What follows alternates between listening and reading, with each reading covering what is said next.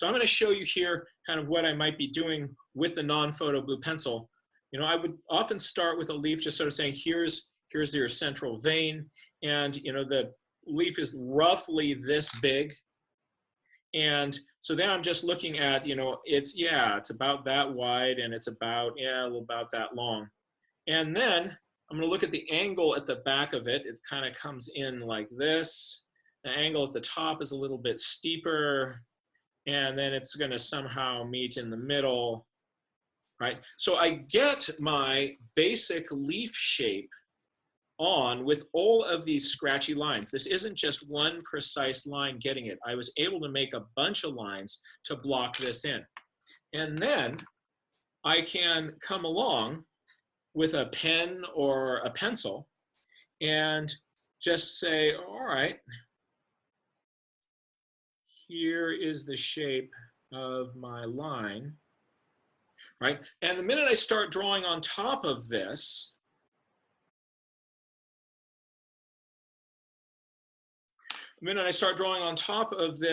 with a pen or another pencil, their brains will just snap to that line, and they'll completely ignore all your non-photo blue lines in the background. So again, the pencil that I use to block this in is the Prismacolor Kohl Erase. The number on it is 20028. It's called their Copy Knot NP for non-photo blue pencil. And that's really, really a useful pencil. So I'll be, throughout this class, using this as a substitute for that, because you'll be able to follow what I'm doing a little bit more closely.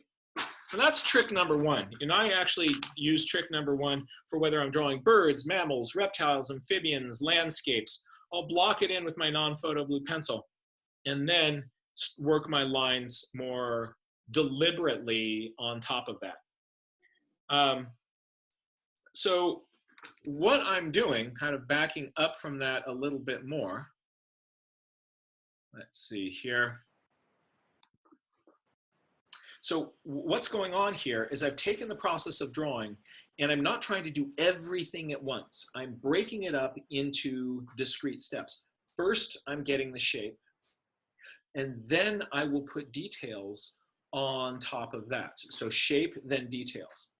If you try to do it all at the same time, right, you want it all, you can't handle it all, right? There are a few people out there in the world who can just like freehand draw, and they start at the toe and it, you know, ends up looking like what they're trying to do. But most of us mortals, right, we can't handle all that at the same time.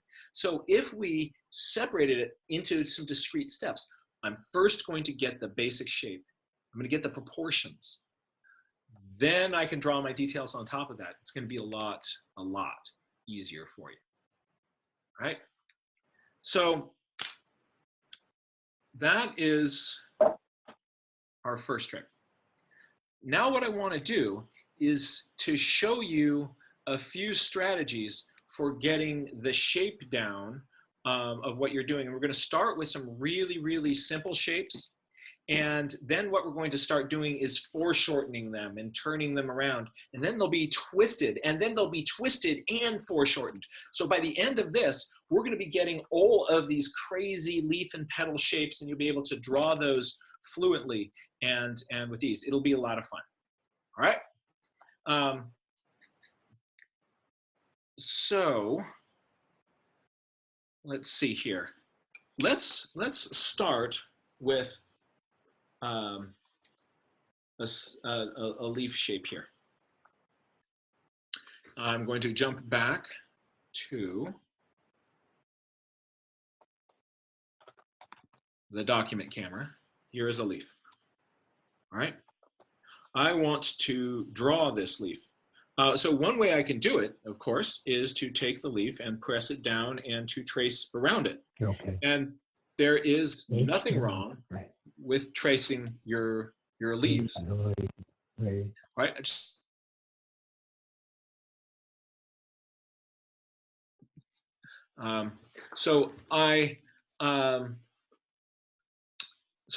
Thank you for being on top of that, Nicole. Good job. So what I'm going to do is, it is okay to trace, but let's say you want to draw this freehand, right? I find that if I'm drawing this, and what I do is I start, I start at some point and I draw up and start drawing around. Then at some point,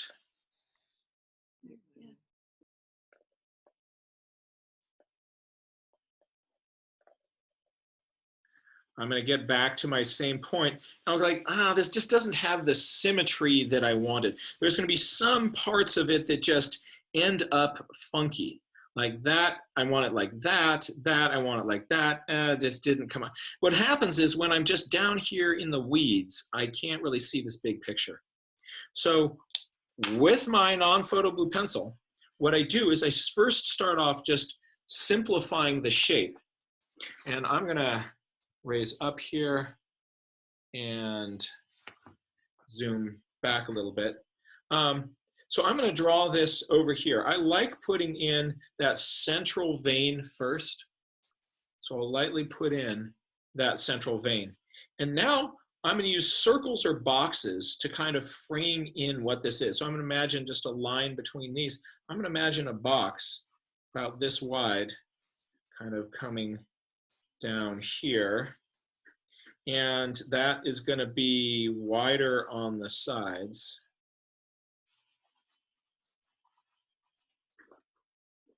Right? I think I need to make my box a little bit taller. But here what I'm doing is I'm just looking at general proportions, right? How tall is something? So if I come up with a simplified shape, if I'm drawing a different sort of a leaf, my initial simplified shape would probably be something like this, right? And then I can just refine some of the angles on it. So this one gets a bottom angle like that, and it gets a top angle like that. On this one here, sorry, this one here, what I would be doing is I'm going to say, well, it has, there's an angle here that's going to get carved in like that. These want to swoop in a little bit. This down here, I often really look at what are the angles that you get. The negative shape is really useful to look at. That's the shape of the air next to the plant. So don't look at the leaf, look at the air next to the plant. All right, there's a big kind of ball in here that has a point in there, and it's got another point in there. So that then is going to roughly do this.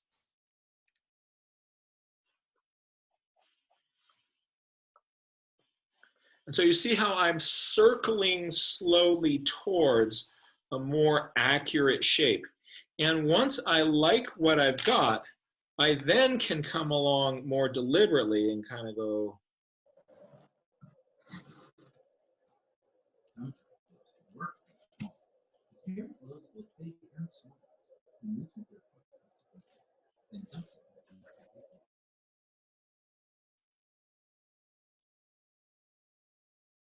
So you see how getting this shape started with this more generalized thing. And I'll use the same strategy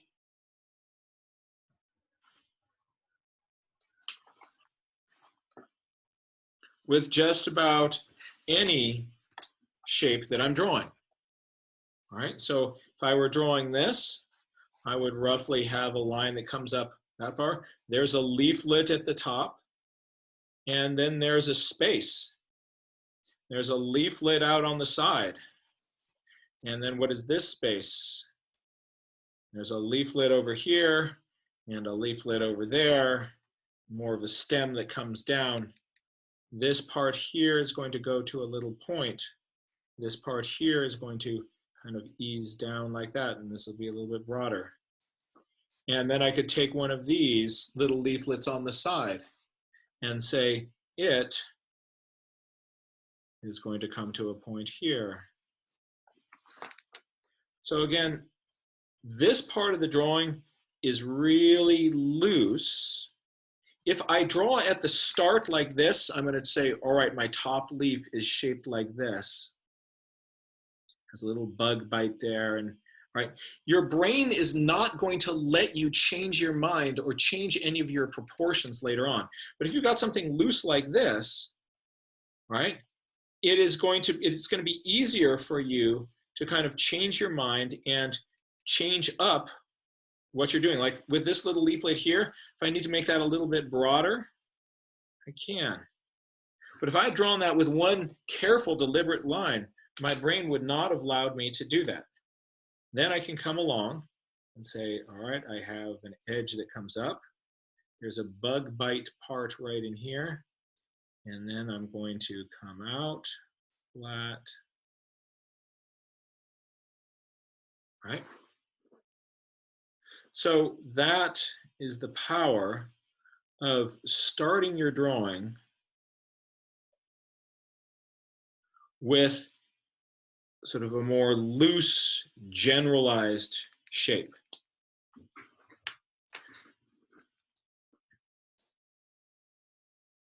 Now, let's take a, actually, let's mess with some of these leaves a little bit. I'm going to go back to this leaf here, and I'll show you how to do some fun things with it. I'm going to zoom in on that leaf. I'm going to zoom in on that leaf. Here we are zooming. No, we're not zooming. Well, I'll do this. Pesky zoom control. All right. Now, if you look at the edge of this leaf, there are serrations all the way along it. And as those serrations are going along, they're going up a little hill of serrations, little jaggedy up to a bigger hill, jaggedy up to a bigger one here. There are places along here where there are bigger bumps. So what I might do with my non-photo blue pencil would be to say, you know, here is one bump along the side, here's another bump along the side. I'm just sort of kind of getting in the locations of some of these major bumps. And then I'm going to be able to, I'm going to turn my paper around. Sorry for giving anybody vertigo. And as I start to draw this, I'm now going to do little jaggy marks on top, little jaggy marks on top of this.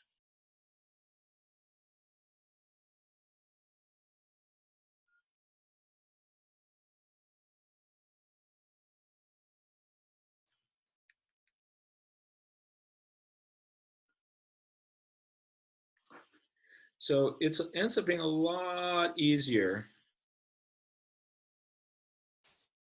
to draw jaggy marks along a line where you already have established that line. If at the start of your drawing, you just started kind of going along like this, your brain will get so concentrated on those jaggies that you can't get the whole shape. Has anybody, you might have had this experience where you're drawing a leaf with a serrated edge and you get one of these. You start off like this, and then it turns into, right? It's so, you're so into this that your brain cannot handle getting the overall shape of this leaf or leaflet at the same time. So that's why I block it in first, and then I come and I draw on top of that.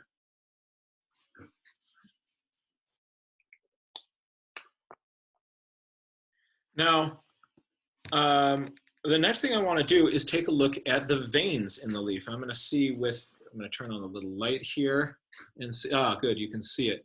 Look at these wonderful parallel veins on this leaf.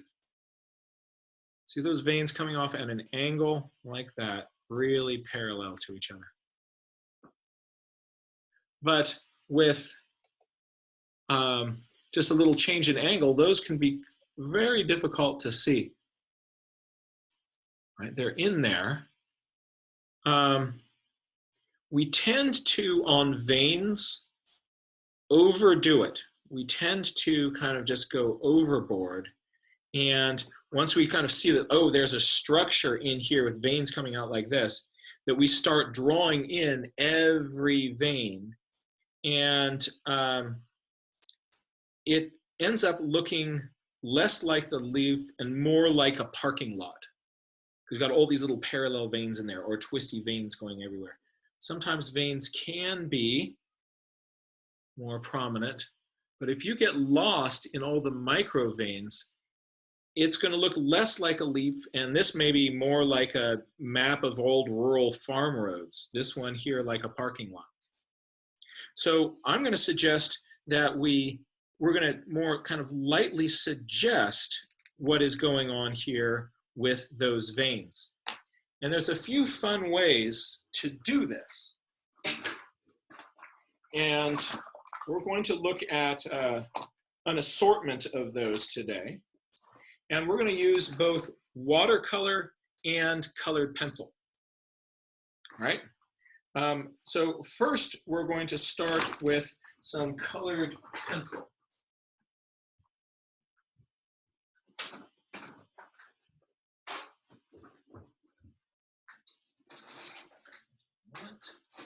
Hey, Jack, while you get the colored pencil, this is Nicole. Do you want me to spotlight your video for anyone who doesn't know how to pin? Oh, yes, please. Thank you very much. You bet.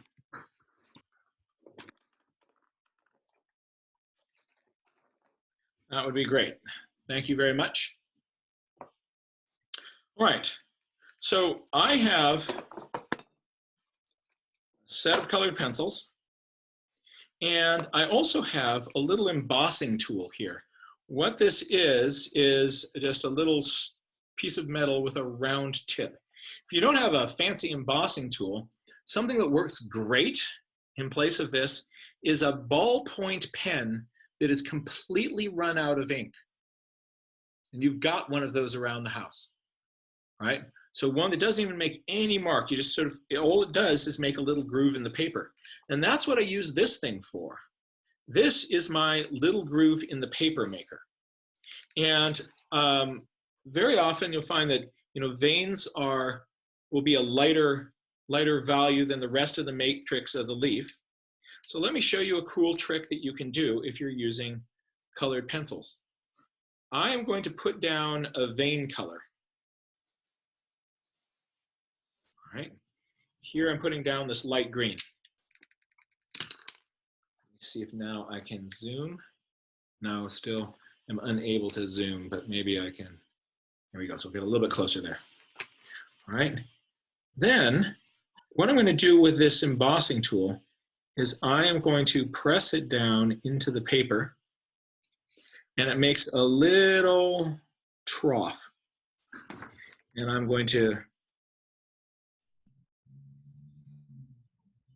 make a few minor troughs off to the sides.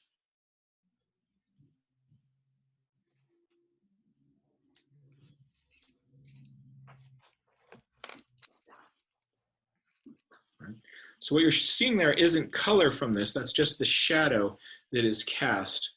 If I change the lighting, you can see that those, so I tilt it, yeah, those are just shadows that are cast in the paper there. Then I can take a different color of green, and I want a little bit more of a green. I'll go for this green. Grass green, but I'm going to put it on the leaf here.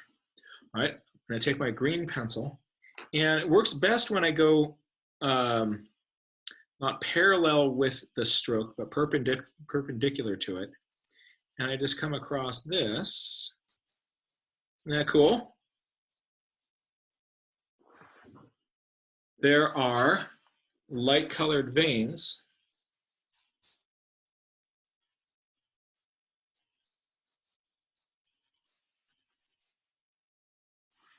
on my leaf. And if I want to, I can be very careful and take a sharp pencil, If I want to get more color down into those cracks, I can get more this down into those cracks. I want it to be more of a yellow-green in those. I can do that after. That's a really fast way to get some very cool leafy effects.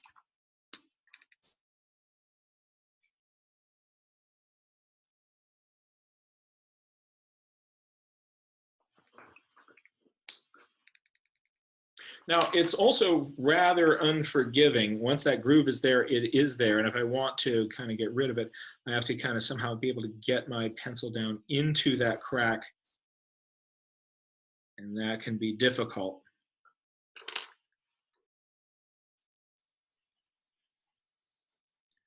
But this is a really neat way to get details, sort of pale veins on a dark surface. If you're using watercolor, there are some other strategies that you can use. Now, if you put a groove in the paper in watercolor, it will actually do the opposite of what you're looking at here. If I write, here's a little happy face, and I put watercolor over that,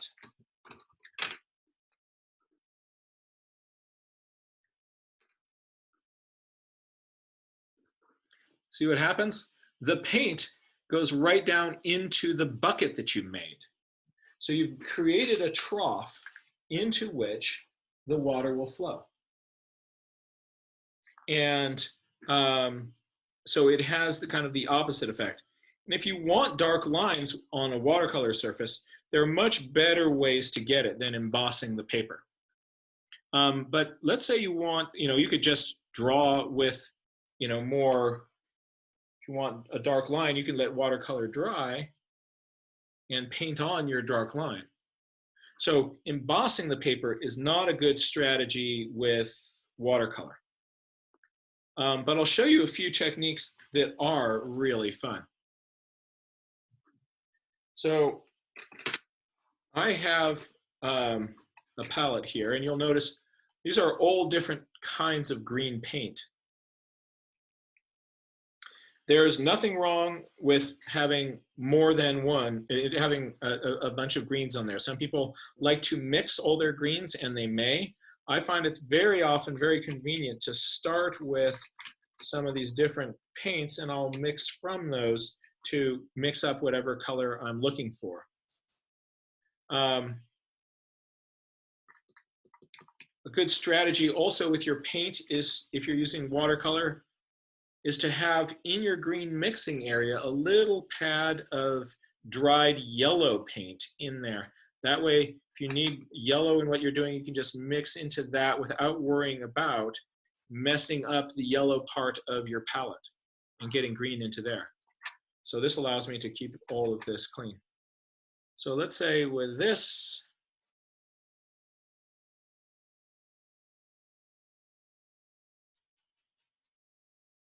I'm going to come along here. Notice that I use the tip of the brush out by the edge of the leaf and can make then just big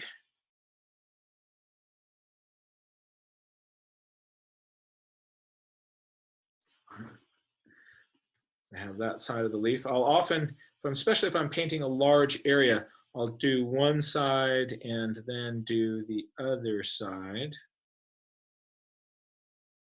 of the leaf.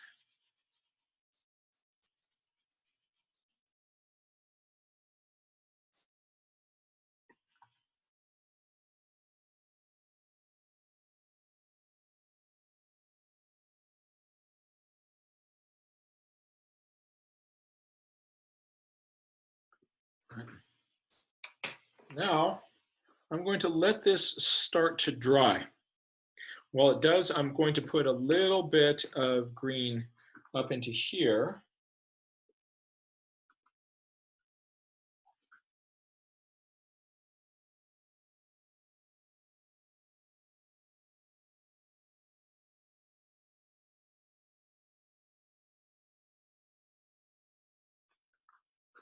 And I think what I'll do is I'm cleaning my brush here. This is a little water brush, water inside of it. So I just give it a squeeze and a wipe on a rag. So my favorite brushes for working, I'm going to put a little bit of a blush of blue into here.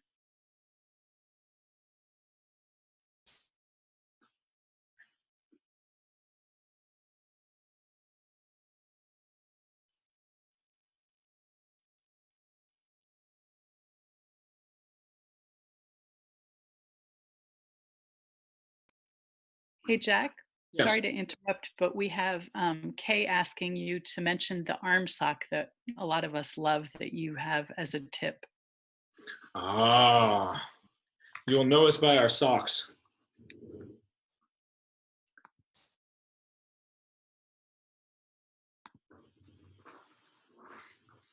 The sock trick.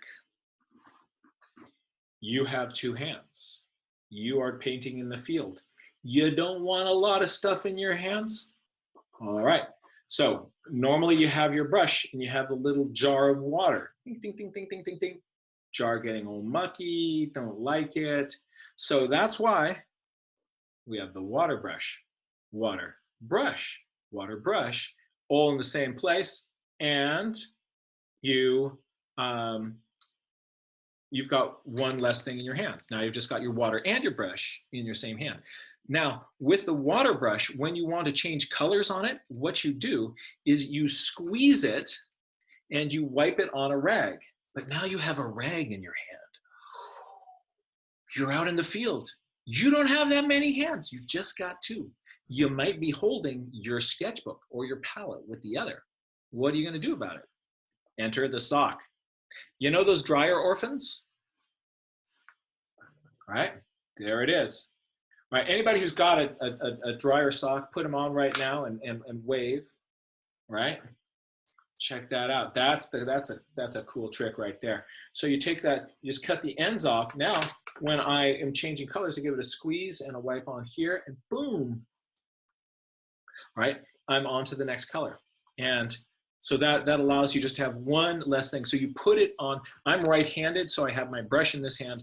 I put my sock on my left. And it's really funny, at least in the San Francisco Bay Area here, where we've got a lot of nature journalers. Sometimes we'll be out at a park and you look way over there on the other side of the park, you see somebody sort of sitting on a stump and you notice they have a sock. We can spot each other. It's like the secret code, right? So you'll know us by our socks, right? Because everybody gets those that one lone sock. You're like, I cannot find the match to this. You can even get seasonal ones. You got holiday socks. You cut off the tip of one of those and you can like make it match your outfit. You could dress it up, dress it down. You could really take it anywhere. You know, it's a good look. It's a good look. All right.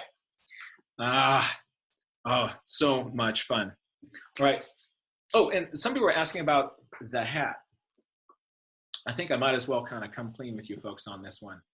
You see, here in COVID land in the San Francisco Bay Area, we're not going out very much at all. And two problems. One is you cannot get to the hairdresser. Number two, your children are running out of activities to do. What if there was a beautiful intersection of those two? So I let my kids cut my hair. So Amelia and Carolyn gave me a haircut. And would you like to see it? Anybody? Some thumbs up? You want to see? Okay, you want to see this? All right. I told them they could do whatever they want, and I'll leave it there for a week. I do retain the right to change it if I choose to after 1 week. Are you ready? This is a good look.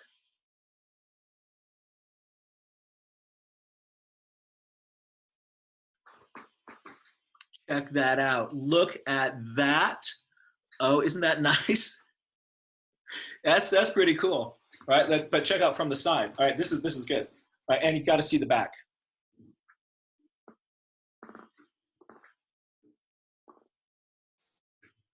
Nice, right?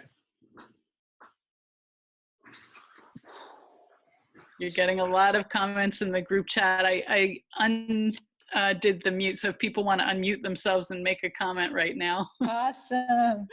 That's Oh, yeah. great. What an awesome dad. I love it. That's great. You're a great daddy. So, yeah, This is and then- very brave of you. yeah, oh, it's so much fun. They had so much fun. Oh, The world Like- loves a bold man. yeah. So, yeah, you're challenged all the COVID dads out there. You can do it too. What are you gonna completely get rid of your hair in 1 week? I think it kind of looks good. You know, it's kind of like taxi driver with mange. Crops with a hyena. Oh man, purple or pink. You know, it's a good look. You have to get a portrait of that. That Yeah. needs to be a portrait. I like it. All right. So there we go. So yeah, if I just keep the screen like this, who would ever know? All right. So now, while all those shenanigans were going on, our watercolor was drying. All right. And so I'm going to show you a few things that you can do. We're going to go right back to that. Let's see here. Now, this one here, you saw what was going on there. I painted one side, and then I cleaned off my brush. I painted in some blue, and into that wet area, I brought in a little bit of more of the green. Right? This is going to be a shiny, glossy leaf. I want to make this one into a really neat, shiny, glossy leaf. And this is going to be some shine of the sun on one side of those. Something that's neat about the way that gloss works on a leaf is look at how you have dark side and light side. Very often you'll have it at an angle, and let me see if I can find one that's more glossy. No, that's pretty glossy. Look at that. Now also look how very often the highlight sits on one side of the midvein. You see that? Look at that. So this side is not, this side is reflecting, this side is not. So, and look at that, I can flip it over there. All right, so right there on one side of the midvein, I have my highlight saying out there, and squint your eyes at the screen and look, notice that it has a little bit of a blue-gray cast to it. And look at how bright that is. So think of what a bold move this would be to, in your green leaf, to leave a great big pale splotch. But if you do, you can get the gloss effect on your leaf. Isn't that fun? So now I'll show you several techniques of getting veins in here. One is that some kinds of paint, if you stroke lightly on dry paint, you'll be able to lift them out. You see how I kind of lift it out?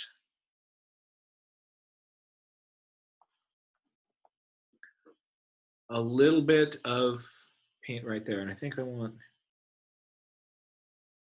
soften that edge there. So with a lot of watercolors, you're not just stuck with whatever you originally put on the paper.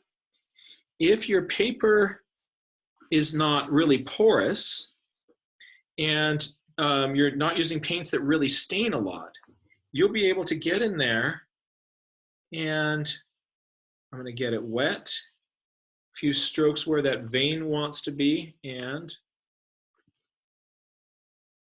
I see that. It probably thinks this song is about it.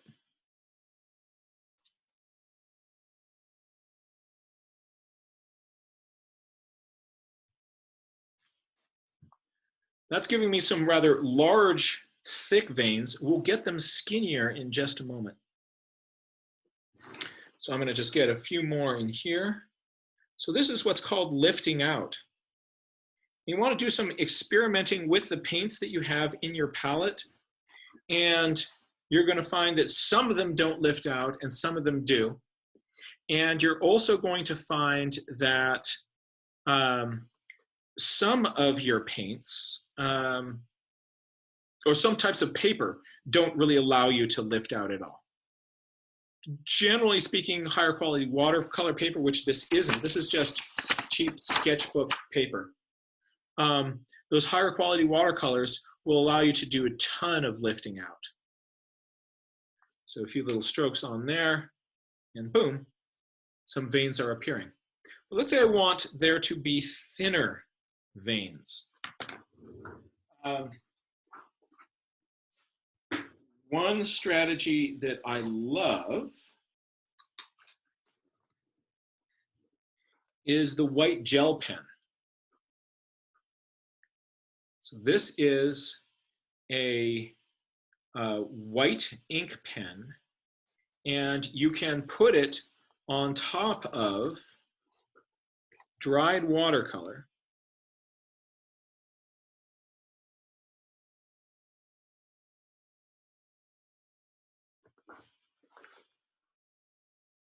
And if it feels too bold to you, you can tap it with your finger, push it back a little bit. It's also water soluble. So that means if I really don't like it, I can get it wet and make it disappear. So I can draw in, look at this, I'm going to draw in a vein and then immediately tap it with my finger, and it gets paler at the end. So I want this one to go out, start bolder, and then get more faint.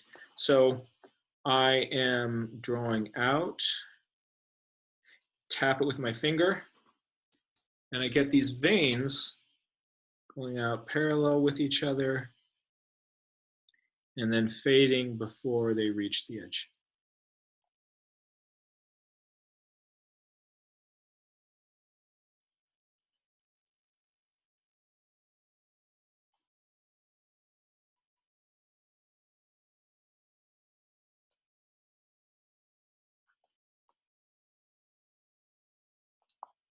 Your finger ends up looking like that, and your plant ends up looking like that. Now you're thinking to yourself, oh, that's great if I want white veins on my plant, right? But my veins are yellow-green. And also, these feel a little bit too extreme. I want something that is going to be yellow-green and, all right, well, let's see what we can do about that. I am going back. There's my brush.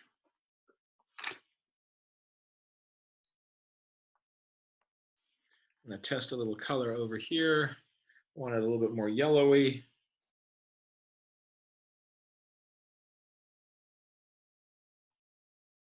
All right, that'll do. And I can come along and I can tint that vein. And I can make it yellow-green.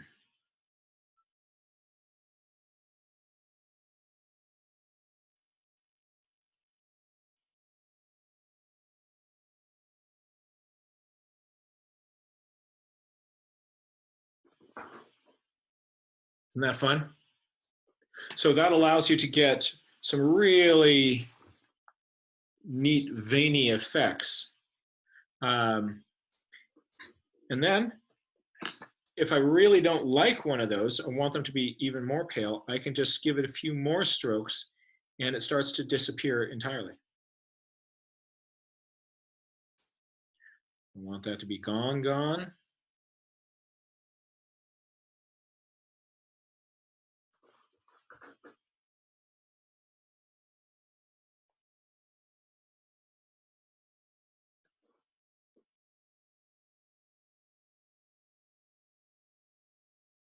Another thing you can do next to veins, which is fun, is you can put just a little hint of a shadow along one side. And then those veins feel like they're sticking out more.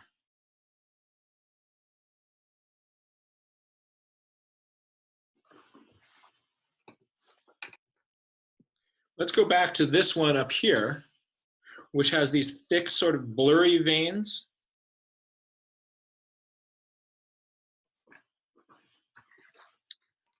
I can come along here and repaint in this area.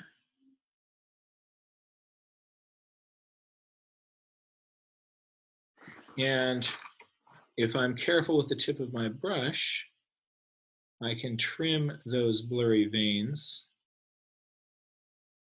down to thin, little, precise veins. For this, you're going to need a brush that will allow you to you need a brush that will allow you to kind of keep and maintain a very fine little tip.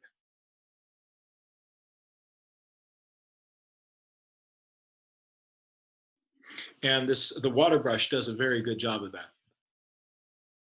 So here, I'd say I want this vein here to be a little bit thinner.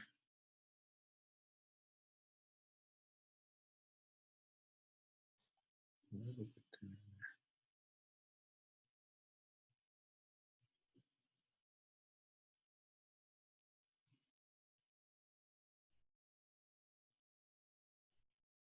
So you're carving away the part of the vein that you don't want in there.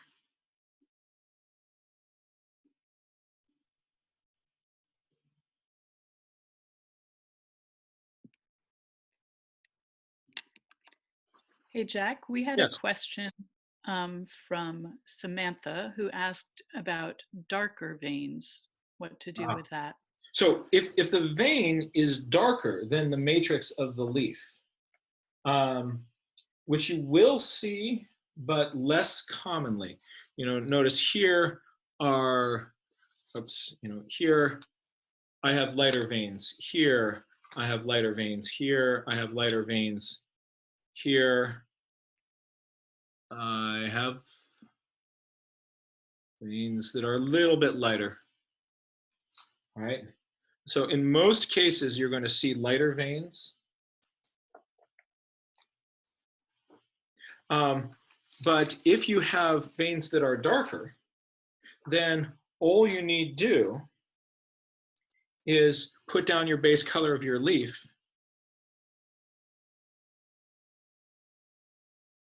and draw with a pencil or your brush your veins on top of that. So a dark, thin line on top of a light surface is easy with watercolor and easy with colored pencil because you just draw that line on. But the challenge is more if it's a light line on a dark surface, in which case we have to be kind of pulling for some of these strategies and things. Last little thing before I kind of leave the area of color is whenever you have a leaf, really inspect it to see if there are any little places where there are kind of bug bites or sort of weird plant virus spots. Those, often the tip maybe gets brown. Look for kind of the imperfections that make your leaf the individual that it is. I often find that you'll find a dark, sort of a brownish spot, and then sometimes they have a little bullseye spot in the middle of them. Or sometimes there's a dark ring around a brown area, a paler area. Or sometimes the brown has a little edge to it. Once you start getting those little kind of imperfections in on your leaf will go from kind of looking like leaf cartoon to looking much more like something that you would naturally find in the environment around you.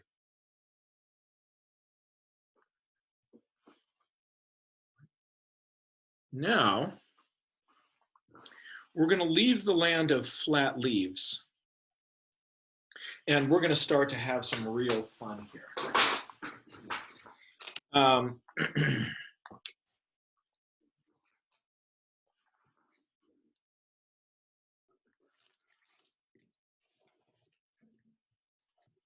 we're going to start with our leaf model. I'm going to rise up here.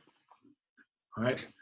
And I am going to put it on a flat surface like this. So I've just got it on a little flat surface here so that it stays flat. And I want you to notice that there's even spacing between these veins. I want you to notice the distance between those and the angles of the veins. Now take a close look at how sharp the tip of it is and watch what's going to happen. I'm going to tilt this up towards you.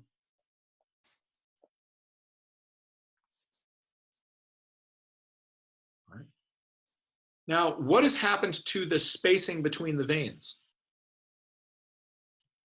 What has happened to the spacing between the veins? From this to this. Isn't that interesting?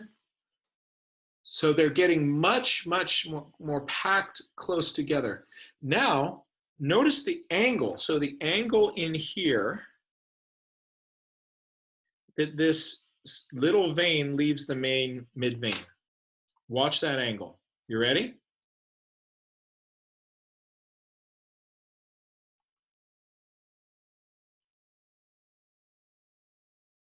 Can you see it?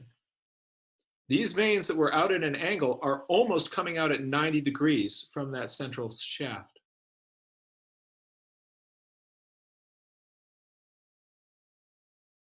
Your brain knows they're not, but that's actually what we're seeing. We're seeing those almost coming out at 90 degrees. I come back down here, they get more and more and more and more and more of an angle.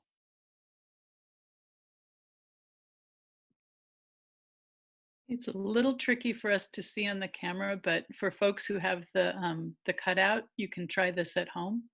Yeah. So let's try it on your real leaf, the one you're holding in your paws, and tilt it towards you. If you don't have the leaf, you can look at the one on the screen. But take your leaf and tilt it and see if you can see that. Also look at what happens to how sharp the point looks, how acute the point looks from here to here. What you're actually seeing is a change in how sharp that is. Very sharp tip here, getting increasingly wide tipped here.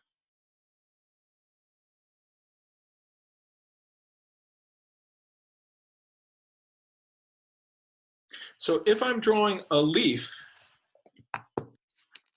and the leaf is coming towards me,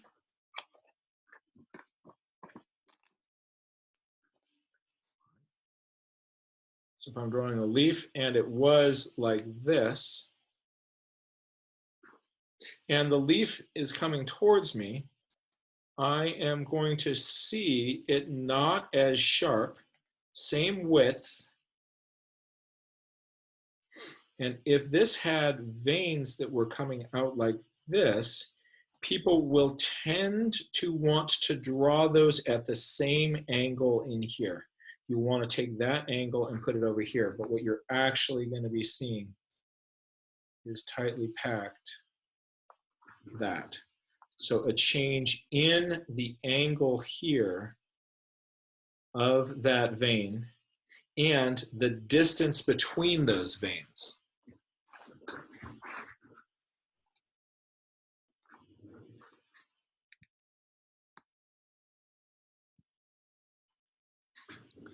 So I think I've just figured out how to, yes, I figured out how to get my thing to zoom.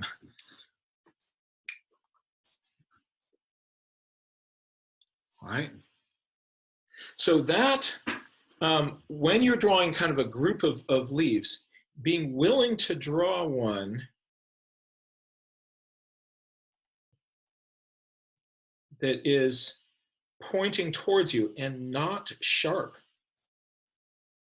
Right. That's a bold move, but it actually matches what you really see when you're looking at leaves. Now, if you're looking at it from the side, right, it's going from something like this and it's going to get skinnier.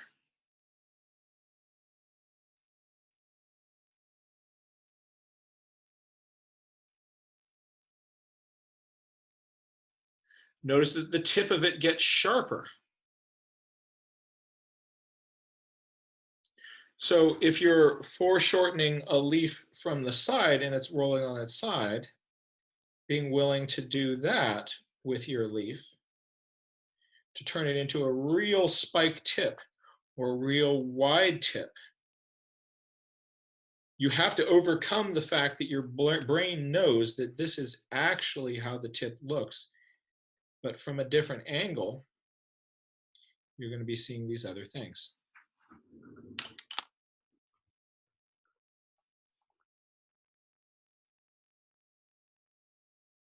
But wait, there's more. Because now what we're going to do is we're going to take this leaf and instead of having it be a flat thing, you look at lots of leaves in nature, and what you'll see is that they are twisting and curling. And they've got waves and wobbles in them.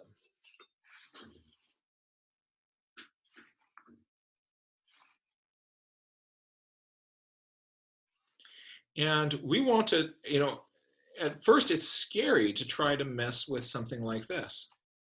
But what we're going to do is we're first going to just take a simple, very smooth leaf,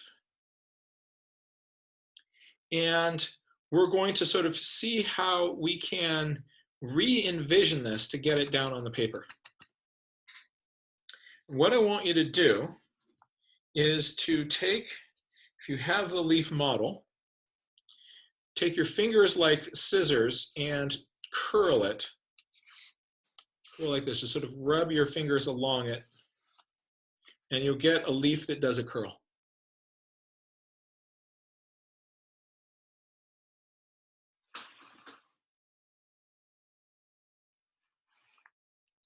Now check this out. Take your leaf, point it straight towards you, and let's see, straight towards you, so you see a triangle. Notice on this triangle that the veins, as they get up towards the top surface of the leaf up here, that the angle which they intersect the mid-vein changes. These ones out here, sorry, keep that straight. These ones out here coming in at a steeper angle, getting closer to 90 degrees as I get up at the top. So you're actually seeing a change in the angle of these veins. So as I'm looking at it from the front, if I'm seeing veins that are doing this here, as I come up the leaf, they're getting increasingly flat.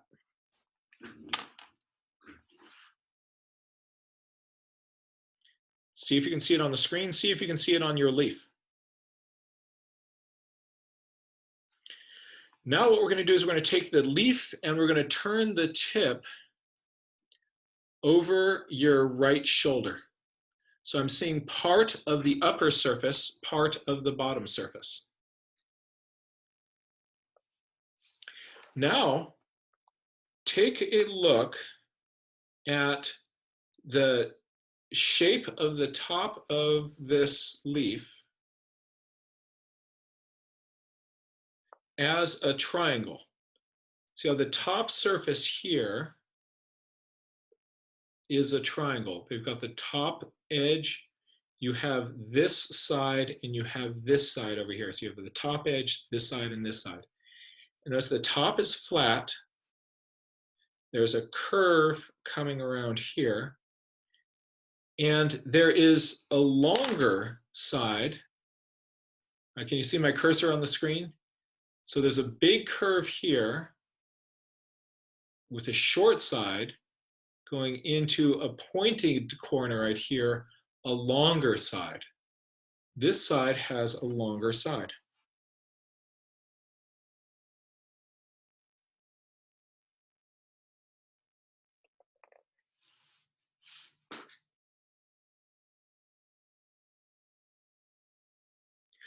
And next to that, we're seeing part of the underside of the leaf here, coming straight down this side and curving on this side. So this side curving.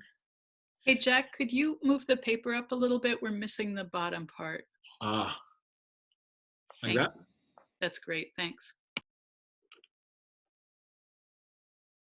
So a straighter side and a more curved side.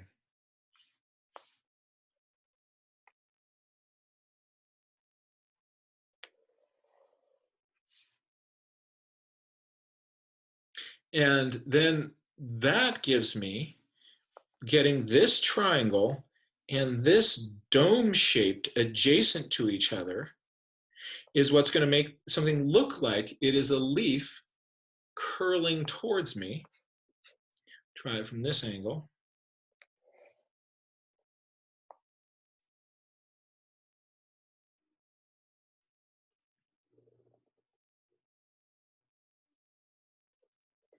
Now,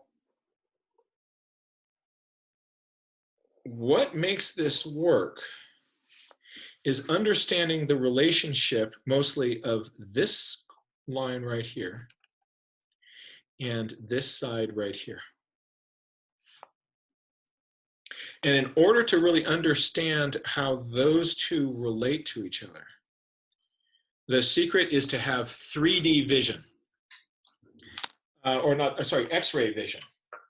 And for that, you are going to need your plastic bag.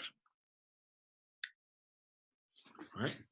And what I'd like you to do is on your plastic bag, you're going to draw one straight line.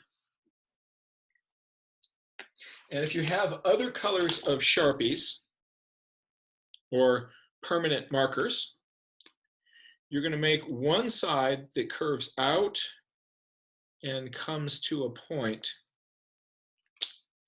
You're going to make the other one sort of matching that as best you can.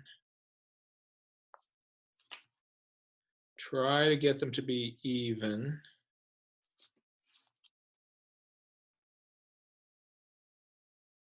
If you only have one color, that's okay.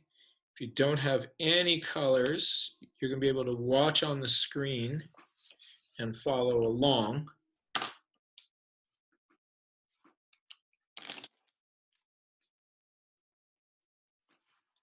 And then, with a snip, snip, you're going to cut that out. So what I have here is this. Anybody who's an art teacher, lean forward at this moment. This is a cool trick. Because what we're going to do is we're going to use this to help people visualize this in a really interesting way. So you have one side, the other side, and the mid vein. And what you do is you take this and you curve it.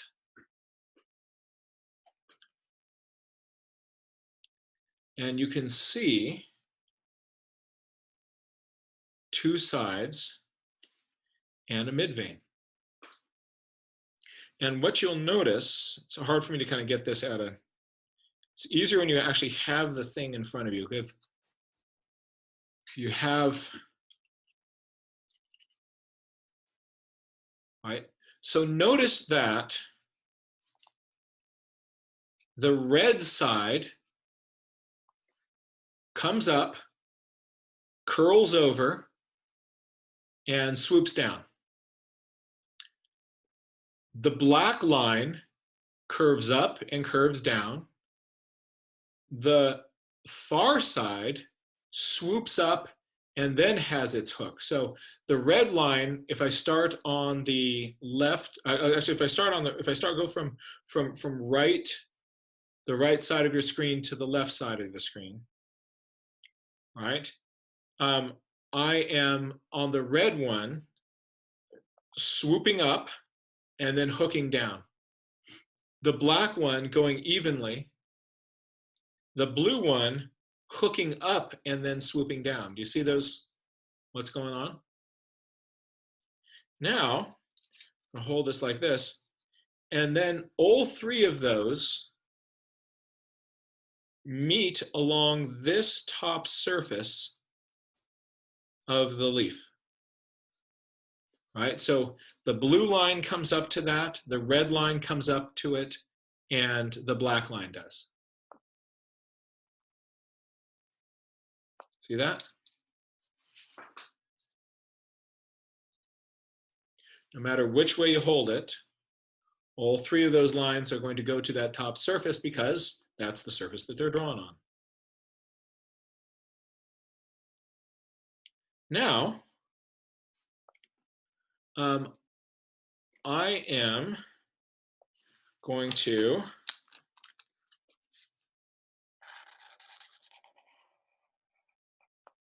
there's my red side. My blue side, I can see the blue side curling around here.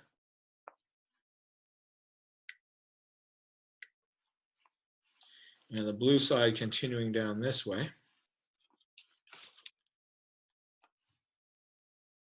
And somewhere back behind the leaf, this blue side is doing this.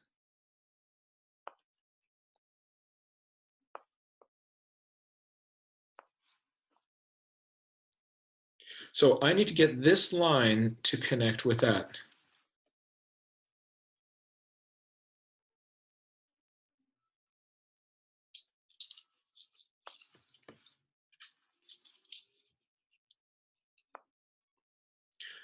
Now my black line is hooking up the middle. It is going just in a smooth curve right up the middle. Touches the middle here and comes down like that.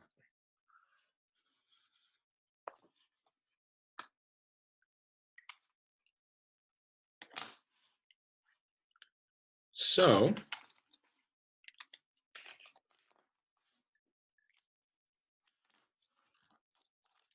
what's going on is on that top surface, that's that skin of the leaf across the top.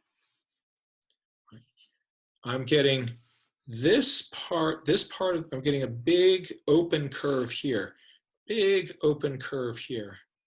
And on this side, I'm getting a sharp angle. Oops.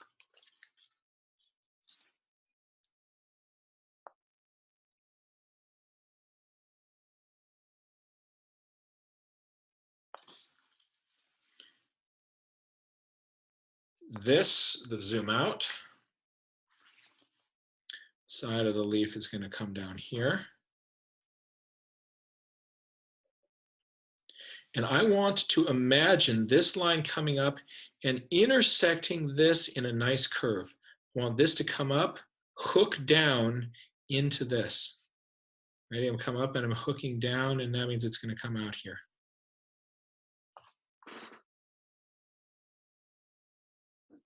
And my central vein, I'm going to see it kind of come through the middle here.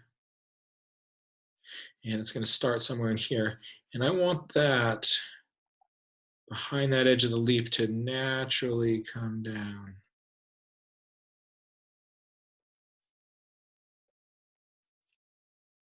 Somewhere like that.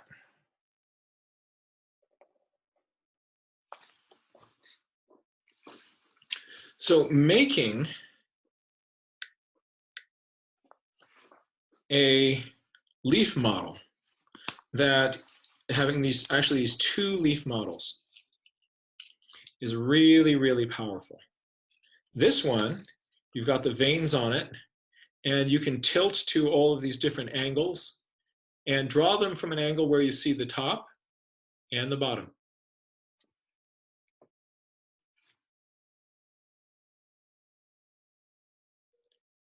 This will train your brain to foreshorten those shapes. And then if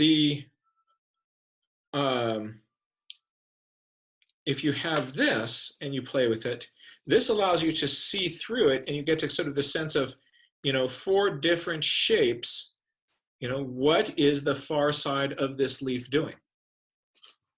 And then that's going to empower you to, when nature throws you a twisty, curly, weird thing,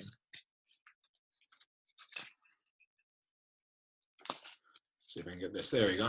No, I want to hold it at an angle where I can see the top and the bottom. All right, that is a twisty, curly, weird thing. All right?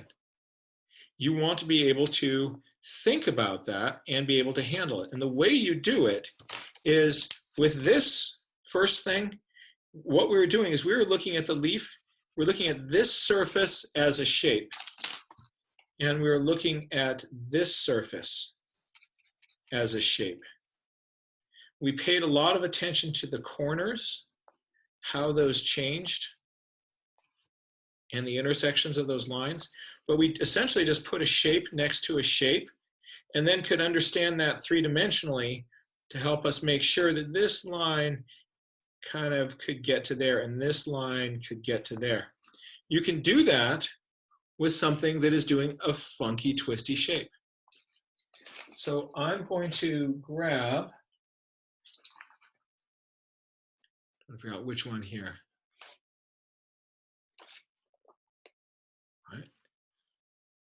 All right.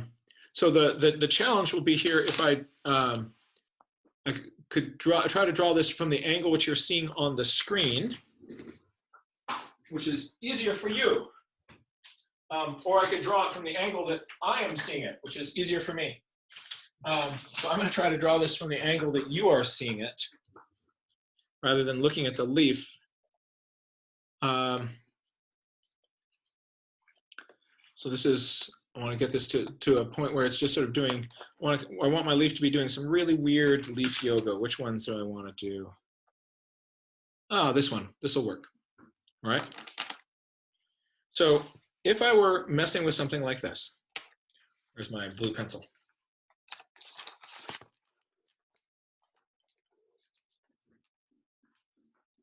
All right, so here's a leaf, and it is, what a lot of people would do, they just turn it and draw it from this angle. And you may do that if you want to, or if you do choose to draw it from a funky angle, all right, here's what we're going to do, is we're going to say that this leaf, oh, this is going to be even more strange, because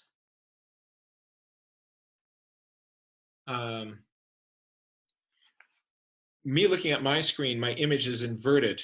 So if I draw this as I see it on my screen, you get to see a backwards view of what I'm doing. So let's see, actually, I think maybe here in my controls, can I, video settings, I'm going to try to invert this. Mirror my video, there we go.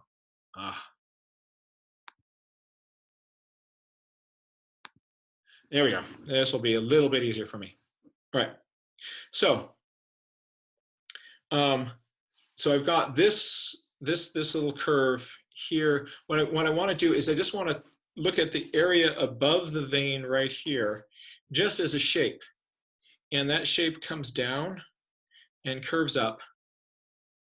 And that is next to another shape that comes up and curves down. And it intersects about like this. So you see what I did is this shape under here is this shape here is this, and I want this one to come down a little bit more. And I just put those next to each other. Now, maybe make this one curve down even more. There we go. So changing the shape of that little shape. Now this is going to round up. It's going to have, there's going to be a second kind of, there's going to be a flat area up here, and that is going to then come down here. And then this part here is going to have a little bit of a curve in it. So you see, really what I'm doing is I am not going with any template in my head of how a leaf should look, but I am just trusting the leaf shape that is currently in front of me. All right. Now, one little thing I'm going to change on this, look right in here in this area. You're actually not seeing the vein come all the way to here, because right in this area here, you're seeing a little bit of this upper surface of the leaf block that out. So I'm going to draw down from that corner a little bit like that.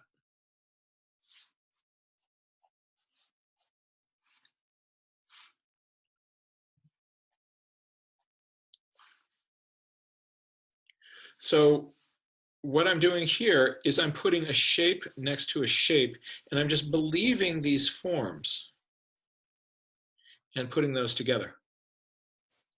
And that allows me to draw weird leaf shapes from different angles, right? If I try to go off some template, some model in my head of what a leaf should be doing, I'll just go nuts, because this thing is just so twisted, comes down straight. So you're just going to put a shape.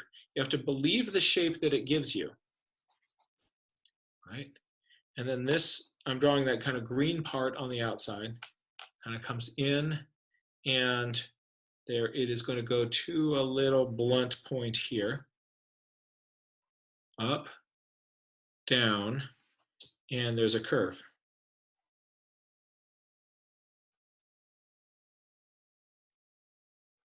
And that is next to, I want to look at the angles where lines come together. There's a little curve in here.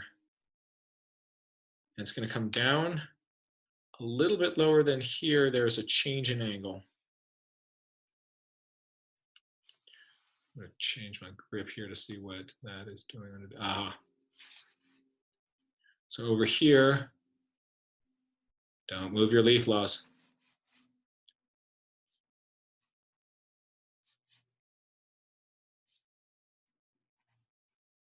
If you try to make up this leaf, there's no way you would possibly come up with something as convoluted and twisted as this, right? But if you just believe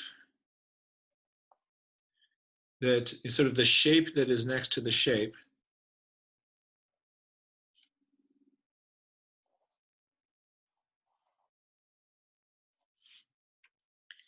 you can sculpt and construct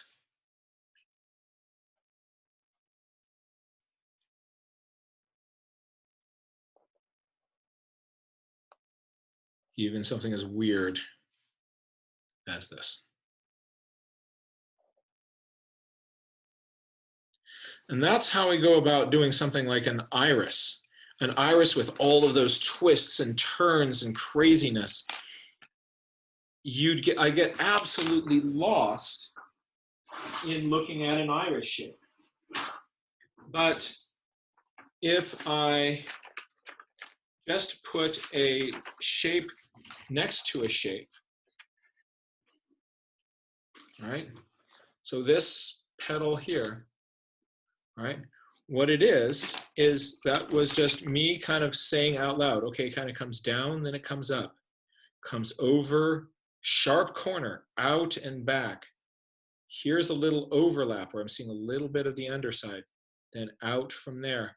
So I couldn't make something like this up. If I tried to draw an iris from my imagination, it wouldn't look anything like this. But what I'm doing here is just believing this form as a shape. And that allows me to get it down onto paper.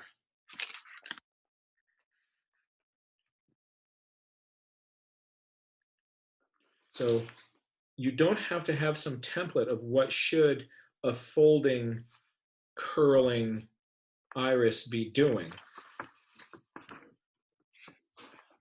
Here's other irises wilting, right? I just want to believe the shapes that I see, and then I put those adjacent to each other.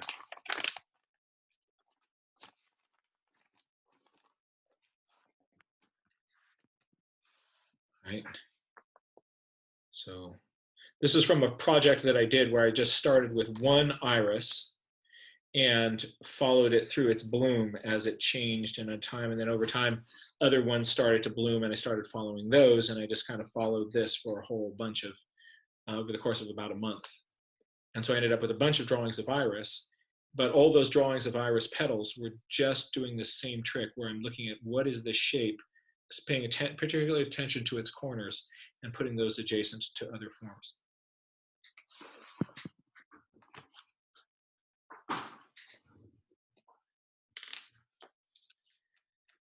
There's one last trick that I wanted to show you, because all of this has been on leaves so far, and you're thinking, well, that's nice, but frankly, I would like to draw the flowers, right? So the reason that I'm spending time looking at these leaves is because I use the exact same tricks for petals, as you just saw with all of those irises. So when I am drawing a flower with petals, I'm looking at how that petal turns and curls and that sort of a thing. The big thing that's going to be different when we're drawing a flower is I want to pay attention to the overall structure of the flower and to make sure that those different parts, the individual petals, all fit together. And that's where this last little drawing trick comes in.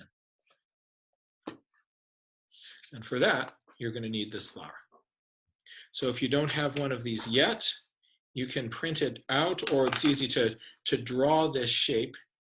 You'll be able to see some of this on your screen, but it's really fun to have some of these tools and just be able to play with them, right? So trick number one is from here, notice that the sizes of all of these little petals, all of these 8 petals, they're symmetrical. They're the same width, they're the same length.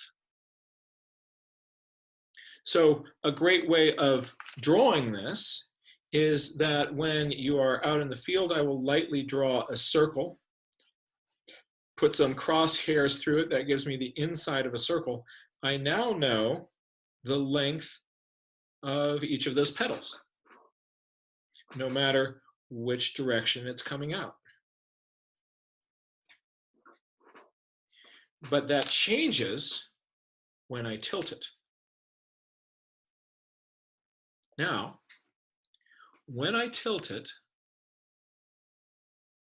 look at, I'm going to tilt it to such a degree that, you know, from here, I have the height of the petals in the center here, these two, the length of those petals being close to what you're seeing in that little kind of oval in the middle, the same length as the width of that oval in the middle. Instead of being really long like this, watch it just get shorter and shorter and shorter and shorter and shorter and shorter and shorter.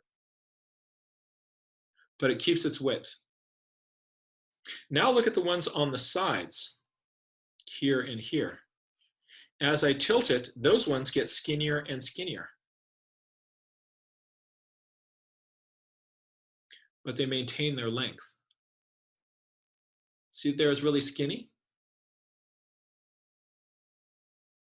So that means that if I am drawing a flower,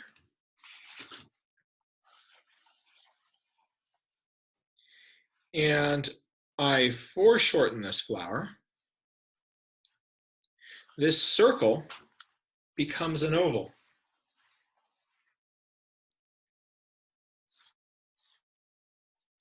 The center of that, the center of that is an oval. And that means that this petal that is here is now here. So its length is going to be that.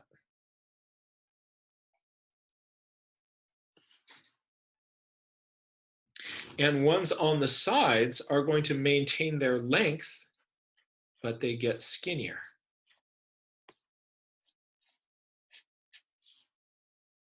And ones that are in between those two are in between those two. So a little bit skinnier and a little bit shorter.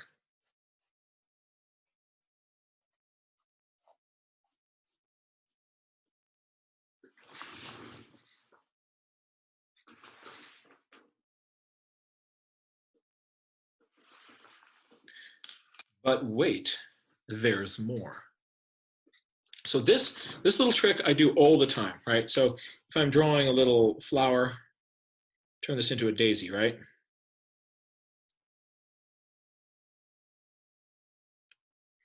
And this one here is gonna be out like that.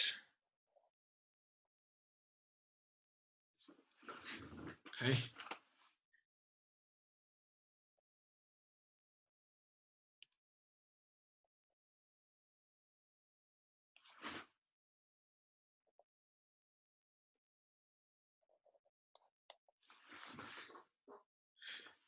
But this trick also applies if you're drawing something with all sorts of different shaped petals. But the general thing to remember is when you're looking at something from the side, skinnier, these ones on the side, they're going to get skinny. They're going to keep their length. The ones here, top, bottom, they're going to have that width, but they get shorter. So full width, full length, right? So this one still has its full length. This one still has its full width. But these ones got skinny. These ones got short. Now, check this out. This works perfectly well for drawing and foreshortening all sorts of flowers. If I were, for instance, drawing a flower and it had, let me give this some 4 petals here, but they're flat.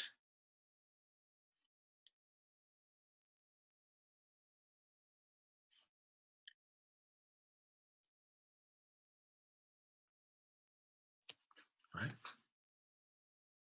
But the thing really gets interesting, though, when you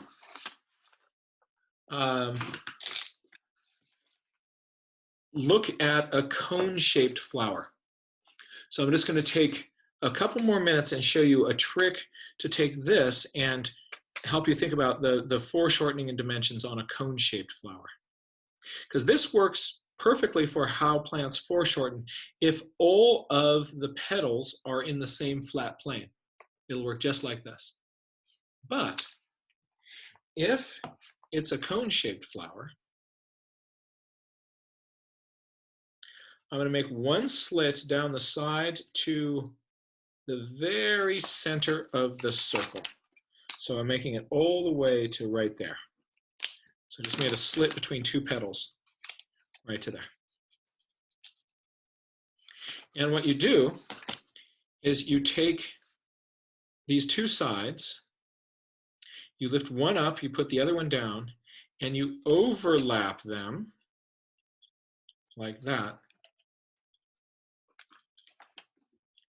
to make a 6-petaled, instead of an 8-petaled flower, flat flower, you make a 6-petaled cone-shaped flower.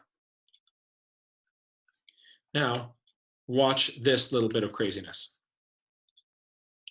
What I want you to do is look at the lengths of these 2 petals, and I'm going to rotate this flower. And watch first what happens to this one right here. It's rotating up towards you.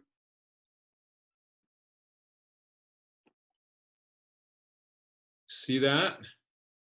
It gets short and completely disappears when the circle in the middle touches right there. Now let's look at this one right here. This one right here. As I rotate it, does it get shorter? Oh, no, it doesn't. As a matter of fact, it just got longer, because right here, you're actually looking at a foreshortened view of it. I can make that more extreme if I make it a 5-petaled flower. You're looking at a foreshortened view of it. And as that tilts away, you're looking at the full length of it now. It just got longer. So on these flowers that are cone-shaped, the side that is coming up towards you, the lengths of those petals get shorter. And the lengths of the petals on the far side get longer. So what that means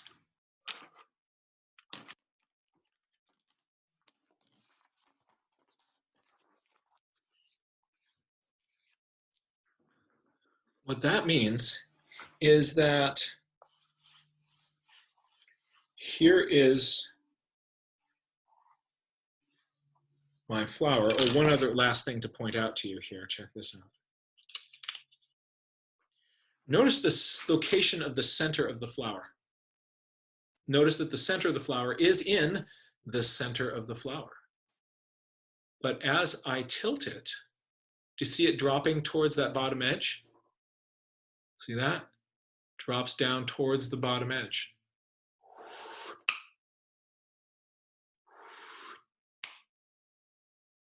And when it hits that bottom edge, right? If I go further, you start to see the bottom of the cone. You don't see the bottom of the cone until that red dot disappears.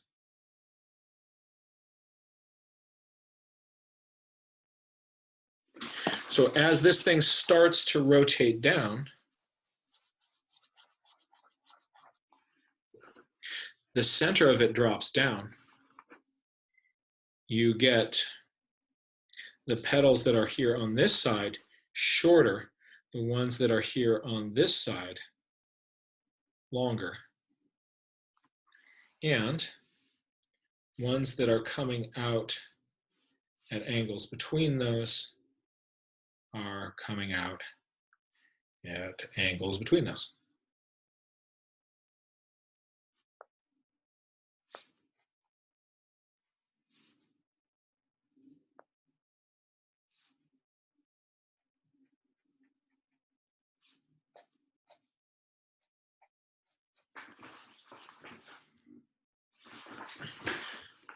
So thinking about these kinds of geometries is very useful in drawing your flowers.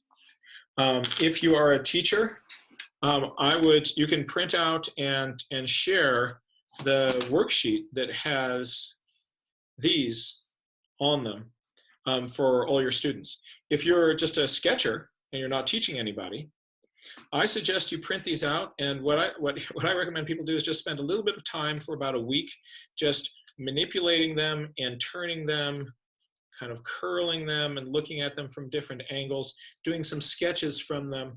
The best way to do that is just to take these two things and you put them on just on the back of the toilet, on the back of the toilet tank. And then when you kind of have your little kind of constitutional each day, you've got something, you could read the book, all right? But instead of reading the book, just mess around with these, and it just gives you kind of a concentrated time where you're not distracted by other things to play with these. You do that, and you will get, you'll understand these geometries in a way that'll allow you to see them when you're looking at a flower and get those then down onto your piece of paper. Then,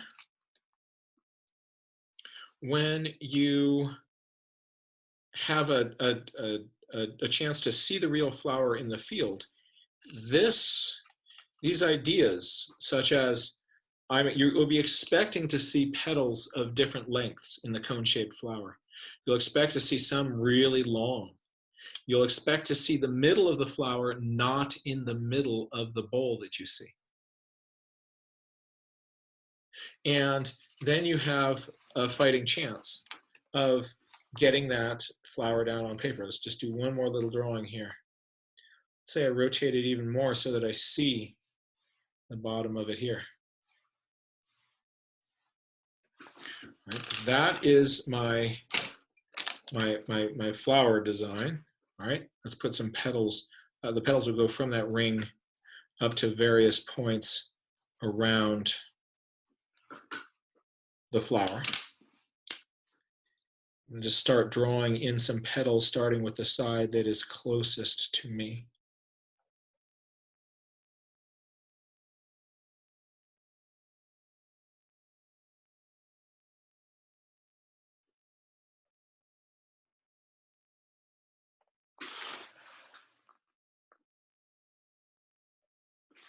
Yeah, this one over here should have been a little bit skinnier.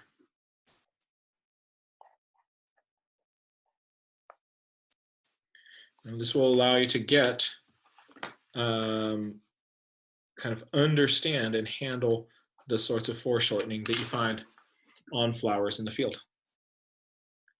Then if you take each one of these petals and you look at it instead of as a little shape kind of coming up like this, but what if it is coming up and it is doing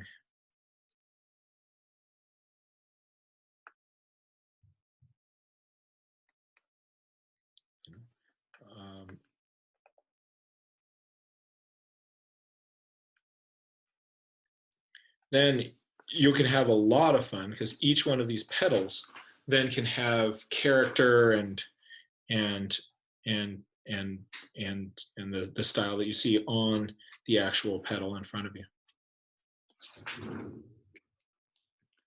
This is a handful of tricks that can help you. Oh yeah, I forgot I had this. That can help you be able to draw what you see.